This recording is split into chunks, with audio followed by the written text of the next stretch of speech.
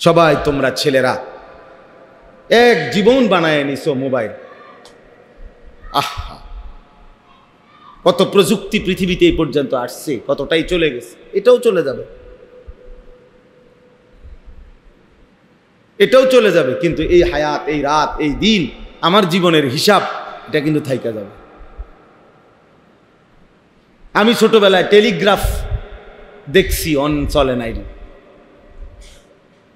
ডাক পিয়নের চিঠি আমরা ছোটবেলায় লিখছি, চিঠি দিছি। পোস্ট কার্ড, ওই যে মানে একটা ছোট্ট খামের মধ্যে টাকা পাঠাইছে, নিচি দিয়া কদ্দুর লেখা দিত চিঠির মতো, এটাও তো আমরা দেখছি।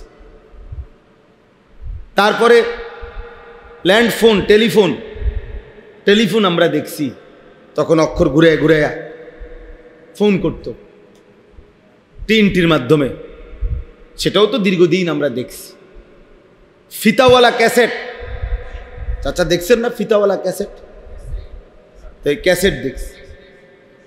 চ্যাপ্টা সিডি, পাতলা পাতলা জিডি সিডি, এগুলো তো ছিল। হ্যাঁ, সিডি কইতো, এগুলো তো আমরা দেখছি। কই, এগুলোর একটাও তো নাই, এগুলো তো একটাও চলে না। তাহলে আমার এই বয়সে যদি আমি এতগুলো জিনিস দেখে এখন আর নাই, তা আমার বয়স কত? 250, কত 240, তো গীতা। আমার বয়স তো এমন না যে আমার বয়স 250 বছর, 44 বছর। 1981 সালে আমার জন্ম, 44 বছর। তাহলে 44 বছরের ভিতরে যদি এতগুলো প্রযুক্তি পৃথিবী থেকে হারিয়ে যায়, আগামী 44 বছর পরে তোমরাও দেখবা এই সব প্রযুক্তির অনেক কিছু নাই।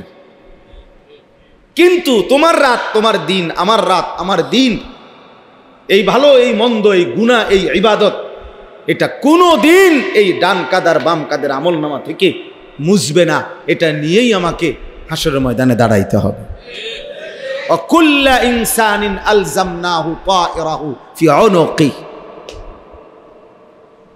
আল্লাহ তাআলা বলেন, আমি প্রত্যেকটা মানুষের আমল নামা তার ঘাড়ে লটকায় দেব। এই নারী, এই অসভ্যতা, এই অশ্লীলতা, ওই দেখেন, ওই হাইওয়ানকে দেখেন,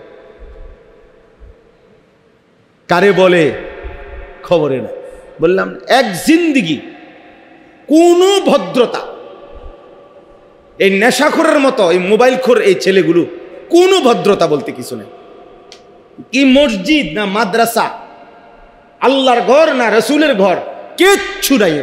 হ্যার কত হলে আমার মোবাইল আছে, আমি আছি, পৃথিবীতে আর কিছু থাকবা না থাক, সেটা আমার দেখার বিষয় না।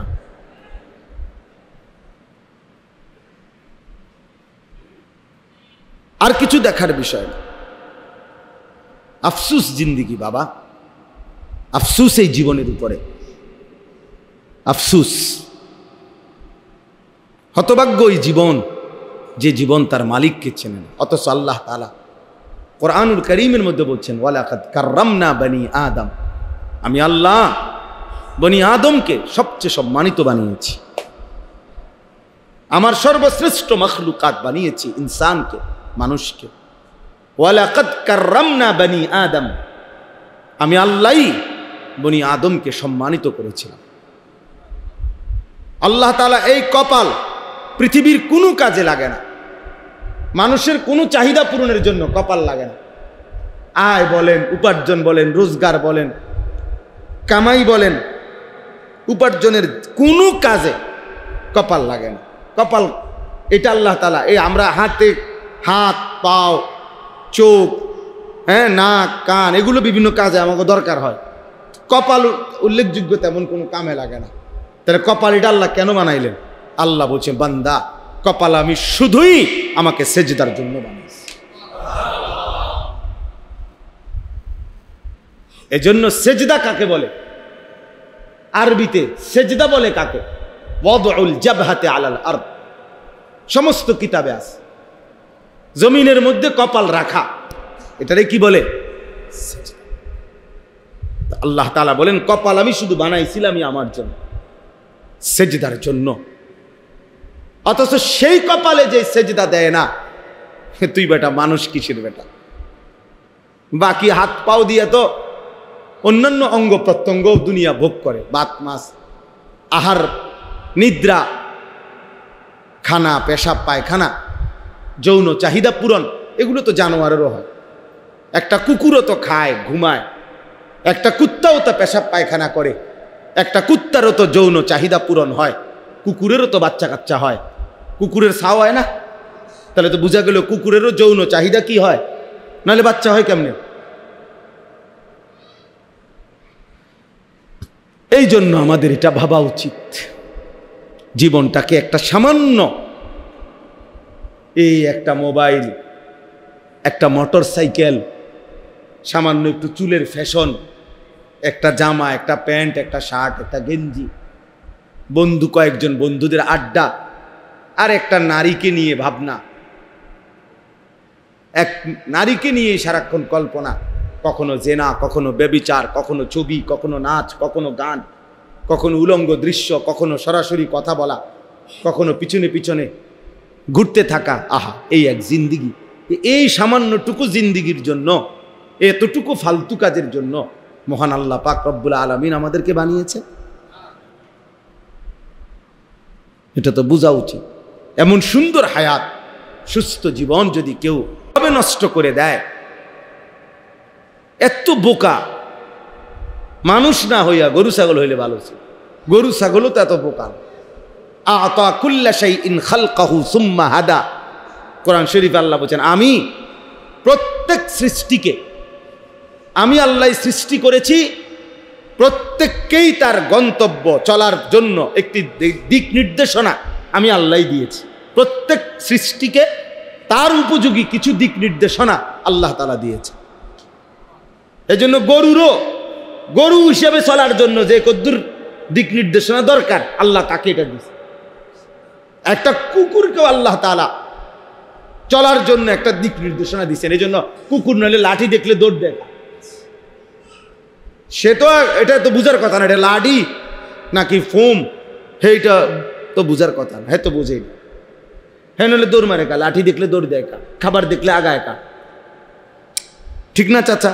তাহলে বুঝা গেল তাকে তার উপযোগী চলার জন্য যেটুকু হেদায়েত দরকার, দিক নির্দেশনা দরকার, আল্লাহ তাকে ওটুকু দিচ্ছেন। আর পূর্ণাঙ্গ হেদায়েত আল্লাহ তাআলা ইনসানকে দান করেছেন। এজন্য কোরআনুল কারীমের মধ্যে আল্লাহ বলছে, ইন্না হাদাইনাহুস সাবিলা, ইন্না হাদাইনাহুস সাবিলা ইম্মা শাকিরান ওয়া ইম্মা কাফুরা। আল্লাহ বলেন, আমি মানুষকে চলার পথের, জিন্দেগীর রাস্তার পুরা হেদায়েত আমি আল্লাহ দিয়েছি, আমি আল্লাহ দিয়েছি। ওয়া হাদাইনাহুন নাজদাইন, এই যে কোরআন শরীফের আয়াত, আল্লাহ তাআলা বলে, আমি দুইটি রাস্তা আমি আল্লাহ তাআলা বলে দিয়েছি। আমি আল্লাহ তাআলা রাতও বলছি, দিনও বলছি। আমি বলেছি এটা আলো, এটা অন্ধকার, এটা হালাল, এটা হারাম, এটা জায়েজ, এটা না জায়েজ, এটা ইবাদত, এটা গুনাহ, এটা জান্নাত, এটা জাহান্নাম। আল্লাহ তাআলা বলেন, আমি এভাবে স্পষ্ট করে আমার বান্দাদের জন্য আমি বলে দিয়েছি, আমি কোনো কিছু বাদ দেই নাই। তাহলে মহান আল্লাহ পাক রব্বুল আলামিন আমাদেরকে সর্বশ্রেষ্ঠ সৃষ্টি মানুষ বানালেন এবং আমাদেরকে পূর্ণাঙ্গ হেদায়েত, দিক নির্দেশনা দিলেন। আল্লাহ তাআলা আমাদের জন্য বুঝাইয়া বলার জন্য নবী রাসূল পাঠালেন, আবার বুঝবার জন্য কিতাব দান করলেন, আবার গ্রহণ করার জন্য পূর্ণাঙ্গ সক্ষমতা সম্পন্ন অঙ্গ প্রত্যঙ্গ দান করলেন। তিনটা জিনিস আমার জন্য সর্বদা আছে, আমাদের প্রত্যেকের জন্য। এক হলো আল্লাহর হুকুম মানার উপযোগী একটা বডি আল্লাহ আমগরে দান করছেন। যত কিছু আল্লাহ হুকুম করছেন আমাদের শরীরের সাথে মানানসই। ইউরিদুল্লাহু বিকুমুল ইউসরা ওয়ালা ইউরিদু বিকুমুল উসরা। আল্লাহ বলে, বান্দা, একটা বিধান তৈরি করতে গিয়েও আল্লাহ বলে, বান্দা বিশ্বাস করো, তোমার জন্য কঠিন হোক আমি এটা চাইনি। আমি চাই নাই বান্দা, আমি তোমারে বানাইছি। আমি একটা হুকুম দিতে গিয়ে প্রতিটা হুকুমের ক্ষেত্রে আমি তোমার জন্য যেন সহজ হয়, আমি এটা চেয়েছি। আমি খেয়াল রেখে দিছি, আমি খেয়াল রেখেছি। মা জাআলা আলাইকুম ফিদ্দীন মিন হারাজ। আল্লাহ বলে দ্বীনের ব্যাপারে আমার বিধানের নামে আমি আল্লাহ তাআলা তোমাদের উপরে কোনো কঠিন বোঝা চাপিয়ে দেই নাই, একটাও না, একটাও না। আপনি আমারে সারাদিন বললেন, আল্লাহ তাআলা বলে দিনে বলছি রোজা রাখতে, তো রাত্রে বলছি তারাবি পড়তে, সন্ধ্যায় বলছি ইফতার করতে, তো শেষ রাত্রে বলছি সাহারি খাইতে। তুমি দেখো আমার হুকুমের মধ্যে ব্যালেন্স আছে, ভারসাম্যতা আছে। আমি আল্লাহ তাআলা একসাথে সব বোঝা চাপাই দেই নাই, একসাথে করি নাই। তাহলে আল্লাহ তাআলা আমাদেরকে আল্লাহকে মানার যোগ্যতা সম্পন্ন একটি শরীর স্বাস্থ্য দিয়েছেন। 2 নাম্বার হলো আমাদেরকে আল্লাহর রাস্তা, আখিরাতের রাস্তা বুঝিয়ে বলার জন্য প্রত্যেক যুগে আল্লাহ তার মনোনীত বান্দা, যাদেরকে নবী রসুল এবং নবী রসুলদের পরবর্তী উলামায়ে কেরাম আল্লাহ তাআলা সব যুগে পৃথিবীতে রেখেছেন। আপনারা একজন চাচা বলেন, ছোটবেলায় শুনছেন কিনা কোনোদিন যে আজ থেকে 100 বছর আগে একবার এমন হয়েছিল যে পৃথিবীতে কোনো হুজুর নাই? এমন ঘটনা শুনছেন? বোঝেন নাই? আপনি শুনছেননি জীবনে কোনোদিন যে বিশ্বাস করেন 1992 সালে একবার 6 মাস এরুম হয়েছে যে কি নাই, কোনো হুজুর নাই পৃথিবীতে? এমন ঘটনা পেয়ে না থাকতে পারে, কিন্তু হুজুর থাকবে না। আদা রসুন না থাকতে পারে, চাল ডাল কম হয়ে যেতে পারে, কিন্তু পৃথিবীতে আল্লাহর জমিনে মানুষের হেদায়েতের জন্য, মানুষকে আল্লাহর পথ বলার জন্য নবী এবং রসুল এবং তাদের পরবর্তী উলামায়ে কেরাম আল্লাহ তাআলা সর্বযুগে আল্লাহর কুদরতিভাবে ধারাবাহিক চালু রাখছে। সুম্মা আওরাসনাল কিতাবাল্লাযীনা ইসতাফাইনা মিন ইবাদিনা, এটা কোরআন শরীফে আছে। আর 3 নাম্বার হলো বুঝবার জন্য আল্লাহ তাআলা আসমানি কিতাব ওয়াহি, আল্লাহর আসমানি ওহি সর্বদাই পৃথিবীতে জমিনের মধ্যে রেখেছে। গত 1450 বছর থেকে যখন থেকে কোরআন নাজিল হয়েছে আজকের এই দিন পর্যন্ত পৃথিবীতে কোরআনুল কারীম একদিনের জন্য নিশ্চিহ্ন হয় নাই, হবেও না, হবেও না। তাইলে কি সমস্যার কারণে যুবক ছেলেরা তোমাদেরকে বলি, বাবা বয়স্ক বাবা আপনাদেরকেও বলি, কি সমস্যার কারণে আপনাদের এই ছেলেরা 1 ওয়াক্ত নামাজ পড়ে না? আপনি জবাব দেন। কি নামাজ পড়ার মতো যোগ্যতা তার শরীরে নাই? বুঝাইয়া বলার জন্য কি কোনো হুজুর নাই? বুঝবার মতো কি কোনো কিতাব জমিনে নাই? কি ছিল না? কি সমস্যার কারণে? কি সমস্যা? হাসরের ময়দানে জবাব দিতে হবে, বাবাকেও জবাব দিতে হবে, সন্তানকেও জবাব দিতে হবে, সন্তানকেও জবাব। আমারও 2 ছেলে আছে, ফজরের নামাজের জন্য প্রতিদিন উঠাইতে আমারও কষ্ট হয়। আমার ছোট ছেলের বয়স 7 বছর, 7.5 বছর, কিন্তু যতক্ষণ না উঠে দরকার হলে 10 বার ডাক দিয়া হইল দাঁড়ায় থেকে উঠাইয়া উজু করে এরপরে একসাথে বাফুত মসজিদে যাই। এটা আমার জিম্মাদারি, আমার উঠাইতে হবে আমার বাচ্চাকে, এটা আমার দায়িত্ব। আমার সন্তানের নামাজ শুধু তার নামাজ না, আল্লাহর কসম আমার সন্তানের সেজদার মধ্যে তারও আখিরাত, আমারও আখিরাত। আমার বিবির পর্দার মধ্যে আমারও আখিরাত, বিবিরও আখিরাত। আমার স্ত্রীর বেপর্দার কারণে তাকেও জবাবদিহি করতে হবে, স্বামীকেও জবাবদিহি করতে হবে। আমার ছেলের বেনামাজি জিন্দেগির কারণে, অসভ্যতার জিন্দেগির কারণে বাপকেও সমপরিমাণ জবাবদিহি করতে হবে। আমনে বাপ হইছেন, লগের রুমে ঘুমাইছেন, আমনের ফুতে পাশের রুমে সারা রাত উলঙ্গ ছবি দেখে মোবাইলে, আমনে বইয়ে বইয়ে সিরা সাবান, হ্যাঁ অপদার্থ। আপনি বুঝেন না, আপনি সিরা খান, আপনি বুঝেন না। আপনার চেহারা, পুতের চেহারা দেখলে বোঝেন না যে এই জানোয়ারের মতো চেহারা কই বানাইলো? কোন কার চুল এগুলো? ভাইয়া বলো, বলো মিয়া, একটা ছেলে বলো। মুসলমানের ঘরে যদি জন্ম নিয়ে থাকো বেটা, ফিলিস্তিনের যদি 1 ফোঁটা রক্ত দেখে থাকোস বেটা, মায়ের বুকের রক্ত যদি দেখো, গাজার মুসলমানের রক্ত যদি তোমার কলিজার মধ্যে দেখো, একবার যদি কোনো চোখে ইসরায়েলের ইহুদি কুত্তাদের এই জুলুম যদি দেখবার পর তুই মুসলমানের বাচ্চা হইলে এমন চুল রাখবার কথা ছিল না বেটা। এ তো বেঈমানের চুল, এ তো বেঈমানের চুল বেটা। কেমনে পারলি যুবক, এই যুবক কেমনে পারলি, বেঈমানের মতো কেমনে সাজলি বেটা? যারা আমার মাকে, যারা আমার বোনকে, সন্তানকে বোমার আঘাতে, যাদের ইমানদারের লাশ আকাশে উড়ে ছিন্ন ভিন্ন হয়ে টুকরা টুকরা হয়ে গেছে, এরপরও বসে বসে এই মুহূর্তে পৃথিবীতে মুসলমানের উপরে এত জুলুম চলতেছে, এভাবে মুসলমান রক্তে ভাসতেছে, আর তোমরা এরপরও বসে বসা মোবাইল, নারী, ছবি, উলঙ্গ দৃশ্য দেখো। হায় যুবক, লানত তোর উপরে, লানত, লানত তোর উপরে বেটা, লানত তোর উপরে বেটা। তুই কোন মার ঘরে জন্ম নিলি বেটা? তোর শরীরে এক ফোঁটা রক্ত নাই, এক বিন্দু বিবেক নাই তোর কাছে বেটা। কিভাবে সম্ভব বলেন? কিভাবে এত বিবেকহীন হয় মানুষ? মুসলমানের বাচ্চা এত বিবেকহীন হয়? ছি ছি ছি ছি ছি, আমার কাছে রীতিমতো আশ্চর্য লাগে এটা। তোমরা দেখতেছ কিভাবে মুসলমানকে হত্যা করছে। সেই আমরা শুনছি, কিতাবে পড়ছি, উহুদের যুদ্ধে হযরত হামজা, নবীর চাচা, ওনারে কাইটা টুকরা টুকরা করে ফেলছে। আজ আবার আমরা ফিলিস্তিনে দেখলাম, গাজাতে দেখলাম, ইমানদারের লাশ টুকরা টুকরা হয়ে গেছে, মুমিনের লাশ। আর তোমরা চুলের ফ্যাশন করো। কোন ছাগলে দেখে তোমাদের এসব চুল? এই ছেলেরা বলো মিয়া, একটা ছেলে দাঁড়ায় বলো, কোন পাগলে বেটা তোর চুলিটি দেখে বেটা? কোন পাগলে দেখে বেটা? মাতাল কেন রাখলি বেটা বেঈমানের মতো চুল বেটা? তুই মুসলমানের মায়ের দুধ খাস নাই বেটা?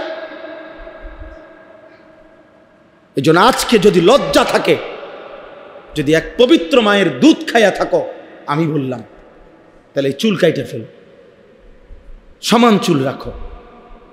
বেঈমানের মতো সাজবা কেন? এগুলো তো কাফেরের সাজ। খ্রিস্টান খেলোয়াড় তোমার প্রিয় হবে কেন? বেঈমান খেলোয়াড় তোমার প্রিয় হবে কেন? ছি ছি ছি ছি। মুসলমান তো তাকে বলে প্রয়োজনে সে না খেয়ে মরে যাবে, প্রয়োজনে পেটে পাথর বাঁধবে, তো বেঈমানের কাছে মাথা নত করবে না। জানো না ছেলেরা, ফিলিস্তিন হারবে না, ফিলিস্তিনই জিতবে। হ্যাঁ ইনশাআল্লাহ, গাজার মুসলমানই জিতবে। ইসরায়েলের কুত্তারা আজ কিংবা কাল হেরেই যাবে ইনশাআল্লাহ। মুসলমান এখনো মরে নাই, রক্ত দিচ্ছে, শুধু শহীদের খুন ঝরতেছে, কিন্তু হেরে যায় নাই। ইসরায়েল জিতে নাই, ফিলিস্তিন হারে নাই। ইমানদার মুজাহিদ মাটির নিচে হাজার হাজার আছে, রেডি আছে। চূড়ান্ত লড়াই হবেই হবে ইনশাআল্লাহ। আল্লাহর বিজয়, আল্লাহর সাহায্য আসবেই আসবে ইনশাআল্লাহ, এতে কোনো সন্দেহ নাই। যদি দেখো কোনোদিন, যদি শোনো কোনোদিন যে ফিলিস্তিনের মাটির উপরে আর একজন মুসলমানও জীবিত নাই, তবুও সেদিন মনে রাখো বিজয় মুসলমানেরই হবে। বলে কিভাবে? কিভাবে সেটা আসমানওয়ালা দেখাবে কিভাবে। হ্যাঁ, 5ই আগস্টের জালেম কেমনে ভাগবো, তার 1 ঘন্টা আগেও কেউ কোনো হিসাব বুঝাইতে পারছে না। যখন ভাগছে তখন সবাই বুঝছে এইভাবে ভাগছে, এইভাবে ভাগে। এর আগে কেউ হিসাব মিলাইতে পারছে না। 16 বছরের জুলুমবাজ কেমনে পলাবে, এটার ক্যালকুলেশন কেউ করতে পারছে না। কিন্তু আল্লাহ যখন চেয়েছে ঠিকই পলাইছে। এটাই স্বাভাবিক, এটাই স্বাভাবিক। অতএব ইসলাম হারবে না, মুসলমান হারবে না। হেরে গেছো তুমি, কারণ তুমি নিজের ধর্মকে বিসর্জন দিছ। তুমি তোমার ঈমানকে বিসর্জন দিয়া আল্লাহর নবী সাল্লাল্লাহু আলাইহি সাল্লামের সুন্নাতকে ত্যাগ করে তুমি বেঈমানের সাজে সাজলা। ঈমানদার দুর্বল হয় না কখনোই। দুর্বল হব কেন আমরা? কারণ ঈমানদারের এই রক্ত, শহীদের এই তাজা খুন, কোরআন শরীফে আছে সূরা ইয়াসিনের মধ্যে একজন ইমানদার তাকে পুরা কওম মারতে মারতে কাফের সম্প্রদায় যখন চূড়ান্ত শহীদ করে ফেলতেছিল, তখন ওই ব্যক্তিটা যিনি একাই ইমানদার ছিলেন, একটি জাতির মধ্যে একজন মানুষ ছিল মুমিন আর পুরা জাতি কাফের, সবাই মিলে যখন ওনারে মারতেছে, মারতে মারতে যখন হত্যা করবে, শহীদ হবে, তখন আল্লাহ পাক রব্বুল আলামিন ফেরেশতাকে বলছে আমার জান্নাতটা তার সামনে নিয়ে ধরো। কোরআন শরীফে আছে সরাসরি কিলা দুখুলিল জান্নাহ।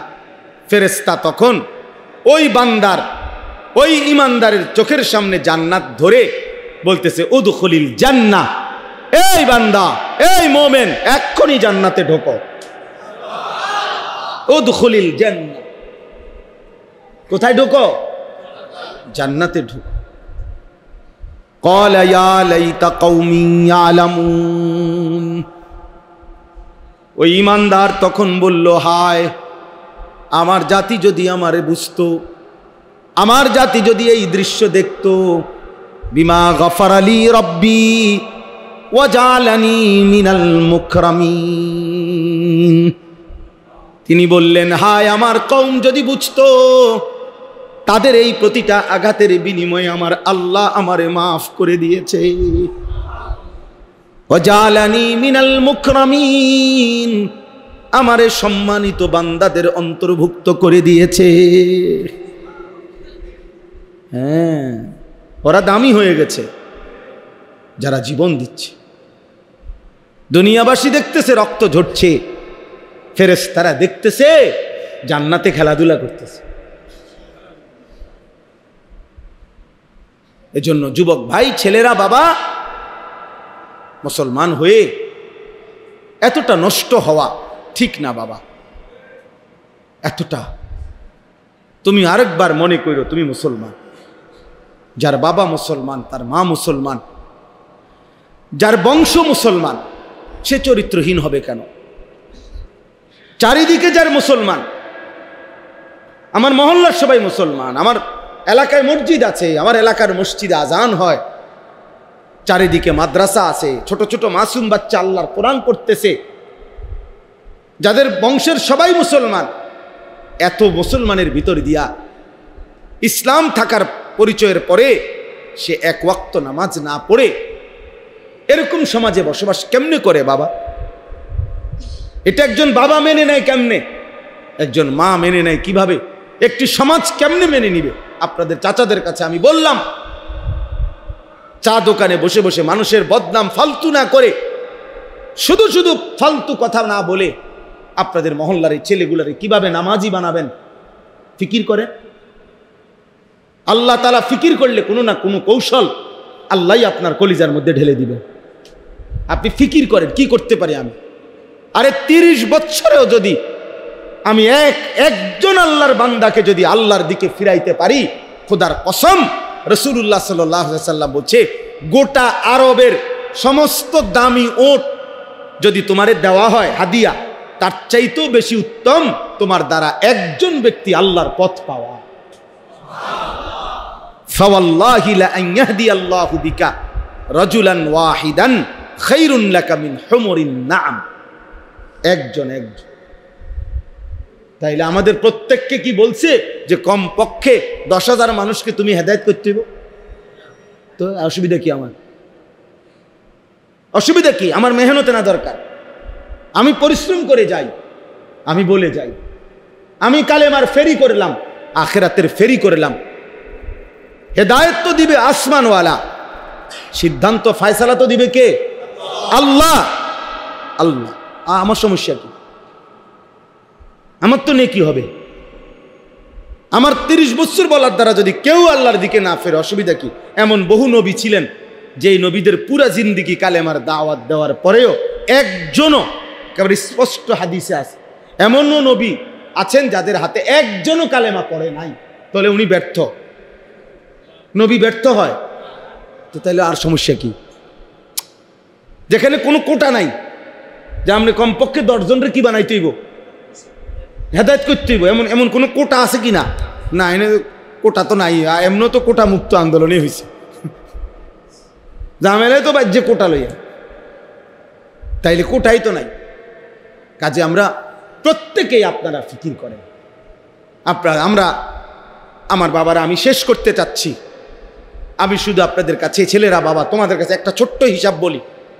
প্রিয় সন্তান, আমার কথাটা একটু মনোযোগ দাও, সবাই গাফলতি করো না বাপ, বিপদের মুহূর্তে খামখেয়ালি করতে নাই, তাহলে আল্লাহ তাআলা নারাজ হয়।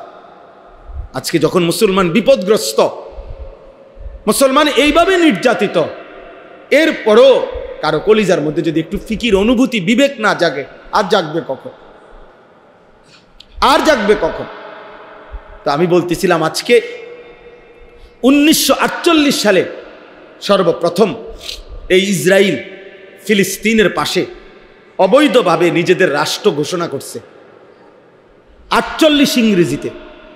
সেই থেকে নিয়ে এই ফিলিস্তিনের মুসলমানদের উপরে তারা জুলুম করতেছে আজকে 77 বছর। এই মজলুম ফিলিস্তিনি রক্ত দিচ্ছে আজকে 77 বছর। কাশ্মীর ইন্ডিয়ার একটি অংশ, কাশ্মীর, এই কাশ্মীরে সংখ্যাগরিষ্ঠ মুসলমান। 1947 সালে যখন ব্রিটিশ এই উপমহাদেশ থেকে চলে যায়, 47 ইংরেজিতে, ওই সময় কাশ্মীর নিয়ে সিদ্ধান্ত ছিল না, অমীমাংসিত হয়েছিল। ওই যে 47 সাল থেকে ভারতীয় হিন্দু আধিপত্যবাদ এই কাশ্মীরের মুসলমানদের উপরে জুলুম করতেছে। আজকে 78 বছর ধরে কাশ্মীরের মুসলমান রক্ত দিচ্ছে, এখনো আজাদি পায় না। 78 বছর। 1964 ইংরেজিতে সর্বপ্রথম রোহিঙ্গা মুসলমানরা জুলুমের শিকার হয়েছে এই আর্মি সরকার, সামরিক সরকারের হাতে। সেই থেকে আজকে 61 বছর একটানা রোহিঙ্গা মুসলমানরা জীবন দিচ্ছে। তাইলে প্রিয় ভাই আমার, আমরা এটা বলতে চাই, ফিলিস্তিনের 77 বছর ধরে যদি জীবন রক্ত দেয়, কাশ্মীরে যদি 78 বছর ধরে জুলুমের শিকার হয়, 61 বছর যাবৎ যদি রোহিঙ্গা মুসলমানরা নির্যাতিত হয়, তাহলে তুমি আর আমি কোনো দিন নির্যাতিত হব না, এই নিশ্চয়তা আমরা পাইলাম কোথায়? কি বুঝের উপরে, কি নিশ্চয়তার উপরে আমাদের ছেলেরা নামাজ পড়ে না? মানে কি নিশ্চয়তা পাইছে বলেন? আমাদের মেয়েরা যে পর্দা করে না, আমাদের ঘরে ঘরে যে নাচ গান টেলিভিশন চালাচ্ছেন, আল্লাহর নাফরমানি করছেন, কি বিষয়টা কি? আপনাদেরকে কে জানায় গেছে যে 78 বছরও যদি কোনো অঞ্চলে মুসলমান নির্যাতিত হয়, হব, আরো হইতে পারে, তোমরা হইবা না, তোমরা নিশ্চিত থাকো, এরকম?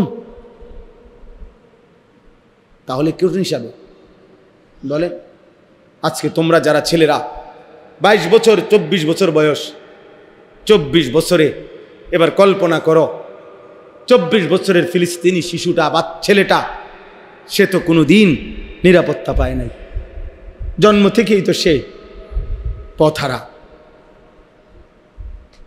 জন্ম থেকেই তো তার কোনো গন্তব্য নাই। যার বয়স 77 বছর, বয়স্ক বুড়া মানুষটাও তো আজ হায়াত শেষ, কিন্তু নিরাপত্তার আশ্বাস আর খুঁজে পায় না। তাহলে আল্লাহ তাআলা যদি আমাদের উপর থেকে নিরাপত্তার চাদর তুলে নেয়, তো আমাদের কি হবে? আমাদের কি হবে? আমাদের চারদিকে আমাদেরকে সেফ করার জন্য, আমাদের চারদিকে বর্ডারের, আমাদের কাঁটা তারের চতুর্দিকে তো মুসলিম দেশ, ঠিক না? হ্যাঁ, মাতালারো, বুজ্জা মাতালারো নি না, হুদা মাতালারো। আমাদের কাঁটা তারের চারদিকে মুসলমান, তো কিতা মাতালারো? হ্যাঁ, না, আমাদের কাঁটা তারের ওই পাশের মানুষগুলো কি? তো আমাদের উপরে নিরাপত্তা যদি চলে যায়,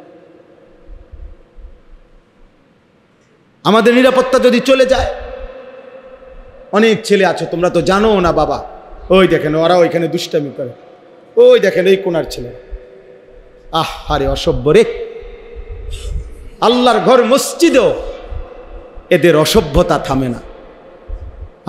শয়তান এদেরকে 1 মিনিটের জন্য থামতে দেয়। অসংখ্য ছেলের জীবন নষ্ট হয়ে গেছে শুধু অসৎ বন্ধুর কারণে। লাখ লাখ ছেলের জীবন চরিত্রহীন হয়ে গেছে শুধু কোন দুষ্ট বন্ধুর কারণে। অসৎ এই বন্ধু তারে একবারের জন্য একটা ভালো কথা ভাবতেও দেয়, ভালো কথা ভাবতেও দেয়। তো বলতেছিলাম, ভারতের সংসদে, ভারতের পার্লামেন্টে, গোটা ভারতে মুসলমানদের যত ওয়াকফ সম্পত্তি আছে, ওয়াকফ সম্পত্তি বোঝেন তো সবাই, মসজিদ মাদ্রাসায় যে জমি ওয়াকফ করে, এই ওয়াকফ সম্পত্তি ভারতের লাখ লাখ একর জমি মুসলমানদের ওয়াকফ সম্পত্তি। এই ওয়াকফ সম্পত্তির নীল নকশা এটা দখল করার ষড়যন্ত্রে একটি ওয়াকফ বিল ভারতের সংসদে পাশ হয়েছে। অর্থাৎ আজ কিংবা কাল শুনবেন ভারতের মুসলমানদের লাখ লাখ সম্পত্তি দখল হয়ে গেছে। আজকে বলবে এখানে এটা মসজিদ, তারা বলবে না এখানে আমাকে অমুক দেবতার কি আছে, মন্দির আছে, ওইখানে আমাকে এটা আছে, ওইখানে এইটা আছে। কথা বুঝছেন? তাইলে শান্তি আমাদের কোথায়? মুসলমানের নিরাপত্তা, আমাদের ঈমান, আমাদের আমল, আমাদের আল্লাহর সাথে সম্পর্ক, এইটা ছাড়া খোদার কসম মানুষের মাধ্যমে আমাদের কোনো সমাধান হবে না। এই যে 77 বছর না, আরো যদি 700 বছরও শেষ হয়, ফিলিস্তিনের সমস্যা ওই গোল টেবিল বৈঠক, এদের এই আলোচনা দিয়ে শেষ হবে না। আল্লাহ পাকের সরাসরি মদদ আর মোমেনের এই তাজা খুনের বিনিময়ে ইনশাআল্লাহ ফিলিস্তিনের বিজয়ের ভিত রচিত হবে, ইনশাআল্লাহ হবেই হবে ইনশাআল্লাহ। এই জন্য আজকে আমি যে যেটুকু বুঝলো সবাই একসাথে বুঝবে, আমরা এটা মনে করি না, আমরা এটা বুঝি যে সবাই একসাথে বুঝবে না, কিন্তু কোনো একটা ছেলেও যদি বুঝো, একজনই, তো তুমি বাবা মনে করো আল্লাহর ওয়াস্তে আগামীর ইসলামের জন্য, মুসলমানের নিরাপত্তার জন্য, ইসলামের বেঁচে থাকার জন্য তুমি নষ্ট হয়েও না, নষ্ট হয়েও না। উঠতি গাছ যদি নষ্ট হয়ে যায় তো বড় হবে কেমনে গাছ? এই জন্য উঠতি গাছকে তো, চারা গাছকে তো মানুষ ট্যাংরা বেড়া দিয়ে আটকায়, ছোট একটা বাঁশের কঞ্চি দিয়া রশি দিয়া বাইন্দা দেয়, প্রতিদিন সকাল সন্ধ্যা পানি দেয়, কারণ চারা গাছকে খুব যত্ন করে বড় করে দেয়। আর তোমরা উঠতি বয়সের ছেলে, 14, 15, 16 বৎসর, এত অল্প বয়সে যদি তোমরা এত চরিত্রহীন হয়ে যাও, 18 বৎসর হতে হতে যদি এত নারী, এত ছবি, এত উলঙ্গ দৃশ্য দেখে ফেলো, বাকিটা জীবন কেমনে চলবা? বাকি হায়াত কেমনে চলবে? তাইলে এই জন্য আমি অনুরোধ করলাম, আজকে এই ইসলাহি মজলিসে আমরা প্রত্যেকেই ভাবি, বাবারা যারা আছেন, আপনারা আপনাদের ছেলে মেয়ের নামাজ, আপনাদের স্ত্রীর পর্দা, আপনাদের ঘরের মানুষগুলো কিভাবে নামাজ পড়বে, আল্লাহকে চিনবে, এটার ফিকির করে। আপনি বলিয়েন না যে কোনো বুদ্ধি নাই, না, তাইলে হবে না।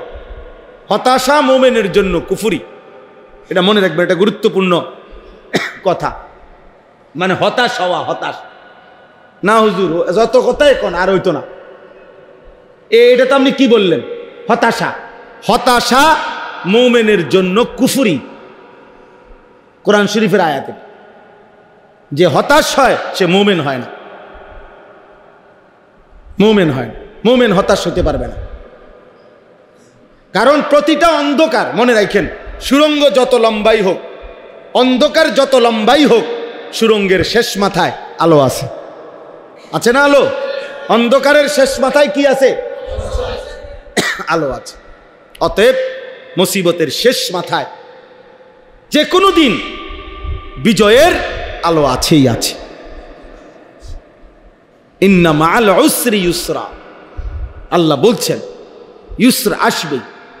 এই জন্য আমরা যদি প্রত্যেকে চেষ্টা করি, আমার এই অনুরোধটাই, ছেলেরা তোমাদেরকেও বলি, বাবা তোমাদের আবারও বলছি, এই চুল ছেড়ে দাও।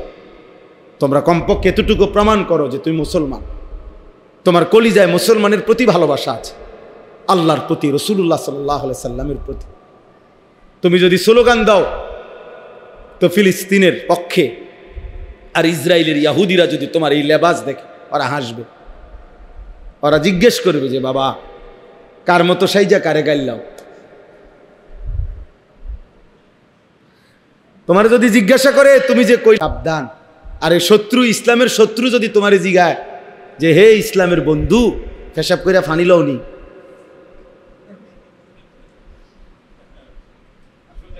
কথা বলে, যদি বলে হে ইসলামের বন্ধু 5 ওয়াক্ত নামাজ পড়ো, ফজরের নামাজ পড়ছো, তো তুমি বন্ধু কি বলবা? শত্রু তখন বলবে একটা সেজদাও যার কপালে নাই, সেই ইসলামের বন্ধু হলো কেমনে, আর আমি বা শত্রু হইলাম কেমনে? এই জন্য ভাইয়া ঈমান চাই, তাকওয়া চাই, সেজদা চাই, আল্লাহর গোলামি চাই। আল্লাহ তাআলা আমাদের সবাইকে তৌফিক দেন, কবুল করেন। আজকের এই মজলিসকে আল্লাহ তাআলা ভরপুর বরকত দান করেন। এখন তোমরা যারা আসছো মসজিদের ভিতরে, আমার একটা অনুরোধ, আজকের এশার নামাজ পড়েই শুরু করো জিন্দেগির পরিবর্তন, বরকত হবে। মজলুমের রক্তে তোমার দিল যদি না কাঁদে, তাহলে মনে রাখো তোমার দিল মরে গেছে, তুমি ঈমান মরে গেছে তোমার। এই মরা ঈমান দিয়া তুমি আগাইতে পারতাম। আল্লাহ আমাদের সন্তানদেরকে, বাবাদেরকে, পর্দার আড়ালের মা বোনদেরকে, সকলকে ঈমান আমলের জিন্দেগি দান করেন, আমিন। এত মহব্বত উম্মতের প্রতি যাদের ছিল, সেই নবীরাও প্রত্যেকেই আলাদাভাবে নিজের ফিকির করছে। এই কথাটাই শুধু বলতে চাই। কোনো নবী এমন নাই যে দিবানিশি সারা দিন রাত, সারা জিন্দিগি শুধু উম্মতের ফিকির করতে করতে নিজের নামাজ, নিজের বন্দিগি, নিজের আখেরাত, নিজের আলাদা ইবাদত আমল এটা ভুলেই গেছেন, সময়ই পান নাই, সময়ই পান না। এটা এরকম নাই, এমন কেউই নাই। বরং প্রত্যেক আম্বিয়ায়ে কেরাম নিজের জন্য আলাদা ফিকির করছে, নিজের আখেরাত, নিজের পরকাল। এজন্য সব নবীদের দোয়া, বিভিন্ন নবীদের দোয়া কোরআন শরীফে আছে। সেই দোয়াগুলোর মধ্যে এক বচনের শব্দ ব্যবহার হয়েছে এমন অনেক দোয়া আছে, অর্থাৎ নবী নিজের জন্য বলছে, তাওয়াফানি মুসলিমান ওয়া আলহিকনি বিসসালিহিন। এই যে দোয়া, ইউসুফ আলাইহিস সালামের দোয়া, আল্লাহ আপনি আমাকে আপনার আনুগত্যশীল বান্দা মুসলিম হিসাবে মৃত্যু দিয়েন, আমারে আপনার প্রিয় বান্দাদের অন্তর্ভুক্ত করে দিয়েন। তাহলে এই যে আমাকে মানে নিজের ব্যাপারে বলছে। নূহ আলাইহিস সালাম বলছেন যখন তুফান আসবে তখন তিনি দোয়া করছেন, রব্বিগফিরলি ওয়ালিওয়ালিদাইয়া ওয়ালিমান দাখালা বাইতিয়া মুমিনান ওয়ালিল মুমিনিনা ওয়াল মুমিনাত। আল্লাহ আমাকে মাফ করে দেন, এরপর আমার মা বাপকে মাফ করে দেন, এবং যে কয়জন ইমানদার পুরুষ এবং নারী আমার দলভুক্ত হয়েছে তাদেরকে মাফ করে দেন। তাহলে ভাঙ্গিয়া ভাঙ্গিয়া বলছে, আমাকে মাফ করে দেন, আমার মা বাপকে মাফ করে দেন, এরপরে ইমানদার নারী পুরুষকেও মাফ করে দেন। আলাদা খেয়াল করছে নিজের কথা। ইব্রাহিম আলাইহিস সালাম দোয়া করছেন, কোরআন শরীফে আছে, রব্বানাগফিরলি ওয়ালিওয়ালিদাইয়া ওয়ালিল মুমিনিনা ইয়াওমা ইয়াকুমুল হিসাব। এই যে আল্লাহ আপনি আমাকে মাফ করে দেন, রব্বানাগফিরলি ওয়ালিওয়ালিদাইয়া আমার মা বাপকে মাফ করে দেন, ওয়ালিল মুমিনিন সমস্ত মুমিনদেরকে মাফ করে দেন। তাহলে আলাদা আলাদা বলছে কিনা? আলাদা আলাদা। তাহলে বোঝা গেল নিজের ফিকির ভুলে যাওয়া। 60 বছর সংসার করতে করতে উনি নামাজ পড়তে আসছেন, ওটা সালাক। 60 বছর জিফুত মানুষ করতে করতে, বাড়ি ঘর বিল্ডিং করতে করতে উনি আর হালাল হারামের পার্থক্য করার সুযোগ পাইছেন। সংসারের লাগে সুদ খাইছে, জিফুতের লাগে। জিফুতের মুখে হাসি ফুটাবার জন্য কিস্তি নিছে। 2 নম্বরই 3 নম্বরই হালাল হারাম মিশ্রিত করছে। মানে এর অর্থ কি? সন্তানের ভালো দেখতে গিয়ে নিজের আখিরাত নষ্ট করে দিয়েছে, নিজের কথা ভুলে গেছে, নিজের কথা ভুলে গেছে। 18,000 টাকা 12,000 টাকার বেতন চাকরি, এটা করতে গিয়ে 1 ওয়াক্ত নামাজ পড়ার টাইম পাইছে না। সামান্য একখান সাদওয়ানদারি করতে গিয়ে দিন শেষে সারা দিন বেচ্চা সব যাইয়া থুইয়া টাকা নলে 300-400 লাভ হয়, এইটুকুর জন্য 1 ওয়াক্ত নামাজ পড়তে পারে না। সংসার করে বড়া, সংসার সাজায়, নিজের আখিরাত বরবাদ করে দিছে, নিজের আখিরাত বরবাদ করে দিছে। এই যে নাফরমানি, এই যে মূর্খতা, এর চাইতে বড় মূর্খতা আর কি? এই সংসারের জন্য হুজুর আমি কি না করছি? কি করছেন কোন? বিল্ডিং করছি, জমি কিনছি, ছেলে বিদেশ পাঠাইছি, মেয়ে বিয়ে দিছি, 10 শতক জায়গা লইছি, রাস্তার লগে আরো কদ্দুর জায়গা কথাবার্তা কইতেছি, আশা করি দিয়ে দিব। বাহ, এই 60 বছরে উনি নিজের জিন্দিগি বুঝাইতেছে। হালাল হারামের কোনো পার্থক্য নাই। তাহলে এই যে বেফিকির, নিজের ভুলে যাওয়া, নিজের কবর, নিজের আখিরাত, নিজের পরকাল, এর চাইতে বোকামি আর কিচ্ছু না। এই জন্য আমি সবার কাছে অনুরোধ করলাম, আমার আজকের বয়ানের জন্য না, শুধু সবসময়ের জন্য এটা বললাম, আমাদের এটা উচিত এ কথা খেয়াল রাখা। আমার ঈমান, আমার নামাজ, আমার ইবাদত, আমার মুআমালাত, আমার লেনদেন শতভাগ ঠিক রেখে অন্যের কল্যাণ, অন্যের কল্যাণ আমি আমার স্ত্রী সংসারের জন্য করব, মানুষের জন্য করব, কিন্তু এর কারণে আমার নিজের ঈমান আখিরাত 1 জাররা পরিমাণও নষ্ট হইতে পারবে না। আমি আপনার পেশাবের উপরে দাঁড়াই, আপনার মধু খাওয়াবো কেন? মানে আমি হারামের উপরে কামাই করে বিবি বাচ্চার মুখে হাসি ফুটাইতে হবে, তাদের আবদার পূর্ণ করতে হবে, এটা তো আমার কেউ বলে নাই, আল্লাহও বলে নাই, রাসূলুল্লাহ সাল্লাল্লাহু আলাইহি সাল্লামও বলে নাই। এই জন্য এটা বোঝা উচিত আমার। তোমরা বৈশা বৈশা বাবা, আপনি আপনার সাথের এই ছেলেদেরকে দেখেন, ওদেরকে এখানে আনছেন কি উদ্দেশ্যে বলেন? ওরা আপনার পাশে দাঁড়ায় রয়েছে কি উদ্দেশ্যে? সবাই মিলে এই একটা মোবাইল নিয়ে যদি সবাই ব্যস্ত থাকো ভাই ছেলেরা, আল্লাহর কথা শুনবা কখন? কার জন্য এগুলা উঠাও? তোমার এগুলা কোন ফাগলে দেখবো? ওগুলা কার মোবাইল নাই, কার কাছে ওয়াজ নাই? প্রত্যেকে একটা একটা মোবাইল ধরে রাখছো, তো তোমার নিজের ফিকির কই? এগুলা দিয়ে তো মানুষের উপকার করবা, নিজের। এই জন্য স্ট্যান্ড ছাড়া যে মোবাইল হাতের, একজনও মোবাইল তুলবা। পছন্দ না হলে মসজিদ থেকে চলে যাও, কোনো অসুবিধা নাই বেটা, কিন্তু ফালতু গাফেল অমনোযোগী এমন ফালতুকে 1000 বছরও বলে কোনো লাভ নেই। গাফেল আল্লাহর দুশ্মন, কোরআনের কথা। গাফেল জাহান্নামী, কোরআন শরীফে আছে। ওই যে ওই এই ছেলে অপদার্থ কোথাকার বেটা,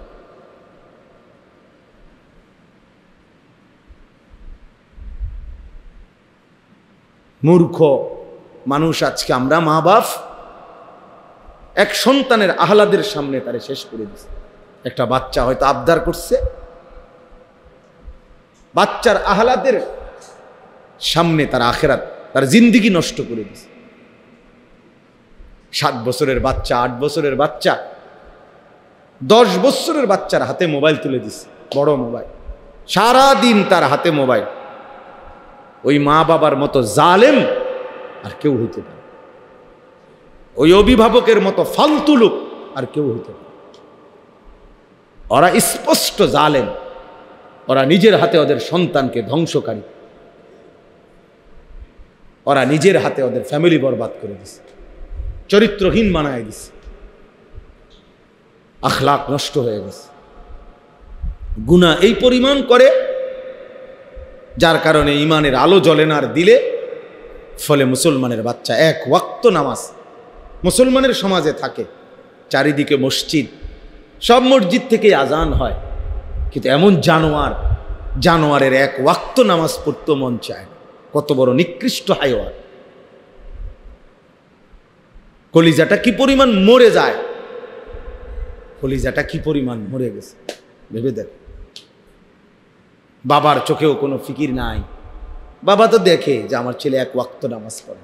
কোন বাবা না জানে, কোন মা বোঝে না? সবাই বোঝে, সবাই বুঝে, কিন্তু মা বাবার কলিজার মধ্যেও দুনিয়া, সন্তানের কলিজার মধ্যেও দুনিয়া। মা বাবার কথা হলো নামাজ পড়লে না পড়লে পড়ুক, না পড়ুক, টাকা পয়সা কামাই করে কিনা এটা হলো দেখার বিষয়। দেশে হোক বিদেশ যাইয়া হোক, পয়সা রোজগার করে, খালাস, আর কোনো টেনশন নেই, ফোলা লাইনে আছে। আর যদি টাকা পয়সা ঠিক মতো না দেয়, আহা ফোলাগা বেলাইনে কিছে হুজুর কতখানি দিয়ে চাইছি, কোনো হানে থাকে না, চাকরি করে না, পয়সা নাই। এই জন্য নাই তো এতটা ছোট বাচ্চার হাতে মোবাইল ওঠার কথা না। যদি গাফেল মা বাপ না হতো, গাফেল না হতো, আপনি বলবেন আমি আমার ছেলের সাথে পারি না, হুজুর বলছি শুনে না, মিথ্যা কথা, 100% মিথ্যা কথা, 100 মিথ্যা কথা। পারছেন না মানে আপনি কি ব্যাড হইতে হয়েছেন? আপনার 8 বছরের বাচ্চার আহ্লাদ, তারই আপনি সংশোধন করতে পারেন না, আমনের মতো আকামলা দিয়ে হইব কি তা? হ্যাঁ, আপনি কি আমনের মতো বেড়া দিয়ে হইবটা কি? আপনার 12 বছরের ছেলেটাকে আপনি নিয়ন্ত্রণ করতে পারলেন না। আপনার চোখের সামনে নিজ ঘরে আপন ঘরে ঘুমাইয়া বাপ মা জীবিত, খোদার 1 বছর চলে যায়, কোনোদিন ফজরের নামাজ পড়ে না। মুসলমানের ঘরে এত বড় জানোয়ার কেমনে ঘুমায়? হ্যাঁ, মুসলমানের ঘরে এত বড় হাইওয়ান কিভাবে ঘুমায় বলেন বাবা?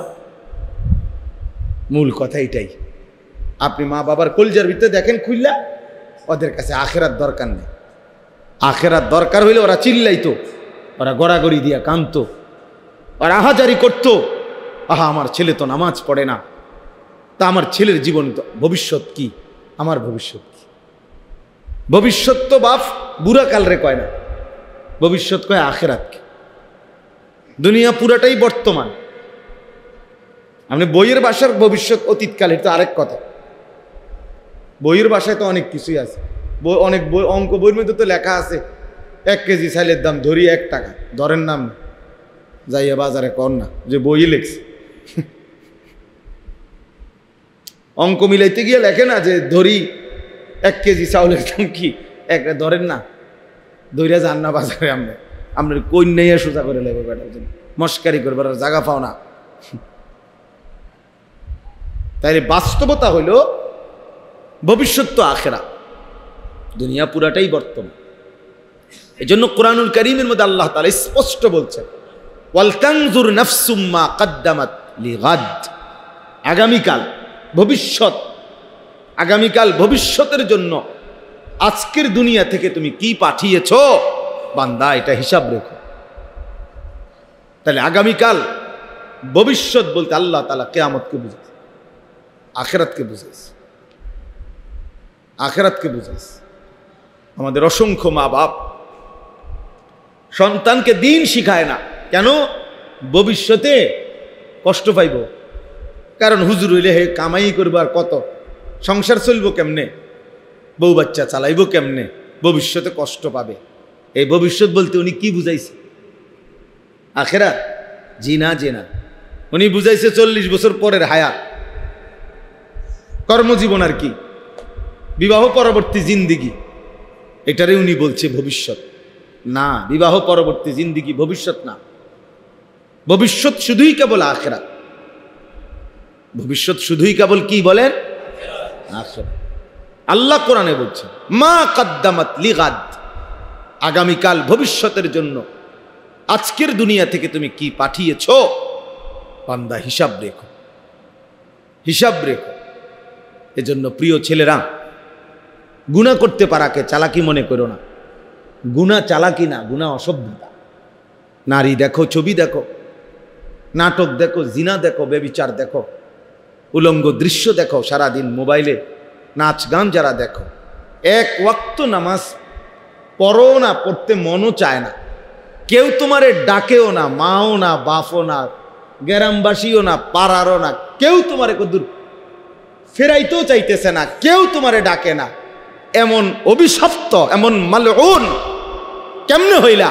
কারণ একটাই তোর উপরে আল্লাহর লানত পড়ছে, এই জন্য তোরে আর কেউ ডাকে না। আমার মা 70 বছর বয়স, আমার এখনো জিগায়। আমার আম্মা বাইচা আছে, আমি প্রায়ই বলি আমার মায়ের বয়স 70-75 হবে, বুড়া হয়ে গেছে, মা একদম অসুস্থ, এখনো আমার মা আমারে জিগায়, ফুত নামাজ উঠছনি,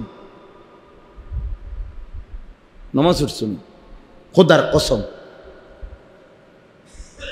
আমার বয়স 44 বছর, মা আমাকে আজও জিজ্ঞেস করে, ফুত নামাজ উঠছনি, তোমারে ডাকে না কেন? কেউ তোমারে, কারণ অভিশপ্ত জীবন, আল্লাহর গুনাহ, আল্লাহর নাফরমানি অব্যাহত করার কারণে আল্লাহ তাআলার রহমের দৃষ্টি তার থেকে সরায় দিছে। এজন্য গোটা মাখলুকাতের কাছে সে ঘৃণিত। এটা হাদিস। রাসূলুল্লাহ সাল্লাল্লাহু আলাইহি সাল্লাম বলেন, আল্লাহ যখন কাউকে ভালোবাসে, আল্লাহর ভালোবাসার ঘোষণা আল্লাহর গোটা সৃষ্টির কাছে পৌঁছে যায়, গোটা মাখলুকাত তখন তাকে ভালোবাসে। আবার আল্লাহ যখন কাউকে অপছন্দ করে, তো গোটা সৃষ্টির কাছে এই অপছন্দের ঘোষণা পৌঁছে যায়, গোটা সৃষ্টিই তাকে অপছন্দ করে। তখন অপরিচিত মানুষও তারে দেখলে কয়, কিরে, তারে দেখতে তো বোঝা যায় ফুটটা ঘর, বাবা ঘর তো দেখলেই মনে হয়, দেখলেই তো বোঝা যায় ডাইল ঘর, দেখলেই তো বোঝা যায় বেনামাজ। আমি তো সবসময় বলি যে আমি এখন দাঁড় করাই, তোমরা কারা কারা আজকের নামাজ পড়ো নাই, আমি বলি আমি ইনশাল্লাহ দাঁড় করাইতে পারো। 30 জন দাঁড় করাইলে আশা করি 28 জন ঠিক হবে, 2-1 জন হয়তো ভুল হইতে পারে। বেনামাজি অসভ্যকে চিনা যায়, বেনামাজির চেহারায় কোনো দয়া মায়া থাকে না, বেনামাজির মায়ের চেহারায় কোনো আদর স্নেহ থাকে না। এ আল্লাহর অভিশপ্ত বান্দা, মালউন রাজিম বান্দা, অভিশপ্ত বান্দা। যার কপালে সেজদা নাই সে অভিশপ্ত। কেন? প্রমাণ কি? কোরআন। যেদিন থেকে ইবলিস সেজদা দেয় নাই, সেদিন থেকেই আল্লাহ তাকে বলছে, আজকের থেকে তুমি রাজিম, অভিশপ্ত। এর আগে বলে নাই। কি ছুটে গেছে? সেজদা ছুটে গেছে, একটা সেজদা দেয় না। আদম আলাইহিস সালামকে 10টা সেজদা করতে কইছিল, একটা সেজদা দেয় নাই। আল্লাহ তাআলা বলছে, ফখরুজ, বের হও, ফা ইন্নাকা রাজিম, তুমি অভিশপ্ত, রাজিম। আউযু বিল্লাহি মিনাশ শাইতানির রাজিম, বিতাড়িত, মারদুদ, অভিশপ্ত শয়তান। প্রিয় ছেলেরা, বাবারা, এটা বোঝা উচিত। এই আপনাদের যারা বাবা আছেন, আপনাদেরও বোঝা উচিত, আপনাদের যাদের ছেলে মেয়ে নামাজ পড়ে না, পর্দা পুশিদা নাই, হালাল হারামের কোনো পার্থক্য নাই, আপনাদের জিন্দিগি একটা ব্যর্থ জিন্দিগি, ফালতু একটা জীবন নিয়ে কবরে যাবেন।